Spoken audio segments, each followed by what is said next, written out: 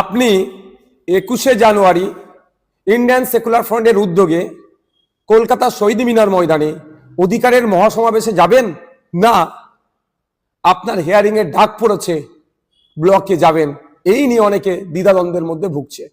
আমাদের অনেক নেতৃত্ব জানিয়েছে এবং অনেক সাধারণ মানুষ ফোন করে বলছে, ভাইজান কি করব, 21 তারিখেই আমাদের আপনার হিয়ারিং এর ডাক পড়েছে। আমি আপনাদের জানিয়ে দিই, আপনার নির্দ্বিধায়, কোনো ভয়ের দরকার নাই, 21শে জানুয়ারি কলকাতা শহীদ মিনারে আমাদের ডাকে যে অধিকারের মহাসমাবেশ হচ্ছে ওখানে উপস্থিত হন।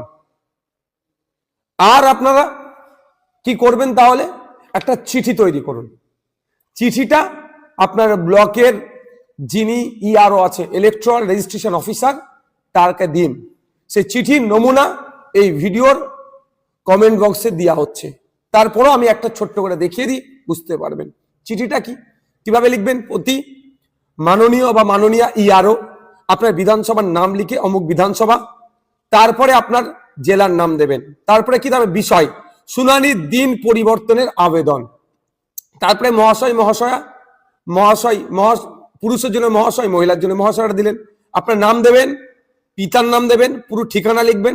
তারপরে আপনাকে যে নোটিশটা গিয়েছে, নোটিশটা ধরে বাম দিকের মাথায় এমন জায়গায় নোটিশে লেখা আছে, নোটিশ নাম্বার দেওয়া হচ্ছে, ওই নোটিশ নাম্বারটা বসালেন। তারপরে কি লিখবেন, আপনার পক্ষ থেকে 21শে জানুয়ারি 2026 আপনার দপ্তরে এসআইআর বিষয়ে এই গ্যাপটা, এসআইআর এর যে কি কারণ আপনাকে নোটিশ ইস্যু করেছে, যে কারণটা আছে সেটা উল্লেখ করবেন। উল্লেখ করার পরে শুনানির জন্য নোটিশ পেয়েছেন, আপনাকে বিশেষভাবে অনুরোধ করছি 21শে জানুয়ারি 2026 বুধবার অনেক আগে আমার একটি গুরুত্বপূর্ণ অন্যত্র প্রোগ্রাম রয়েছে। আপনি এখানে যা কিছু লিখতে পারেন, যা কিছু মিনস যে আমার একটা বিশেষ কাজ আছে, আগে থেকেই ছিল বা এখন ডিসাইড হয়ে গেছে, গুরুত্বপূর্ণ কাজ আছে, যে কাজটার জন্য যে আপনি তারপরে কি লিখছেন, আচ্ছা এই দিনটার পরিবর্তন করা হোক, নতুন একটি দিন দেওয়া হোক, যে দিনে আমি সশরীরে উপস্থিত থেকে এই হিয়ারিং বা শুনানিতে অ্যাটেন্ড করব। তারপরে ধন্যবাদ সহ আপনার সই করে দিলেন তলায়, যেদিনকে অর্থাৎ সোমবারই আশা করব, সোমবার কি মঙ্গলবার খুব বেশি হলে টার্গেট করবেন, জমা দেবেন, তারিখটা উল্লেখ করে দেবেন। দুটো কপি হবে, একটা ইআরও স্যার বা ম্যাডাম নিয়ে নেবেন, আর একটা আপনার কাছে থাকবে রিসিভ কপিটা। আপনি আসুন কলকাতায় আগামী 21শে জানুয়ারি কলকাতায় বেলা 11টার সময় শহীদ মিনার ময়দানে আসুন, আপনার আমার অধিকার বুঝে নিতে।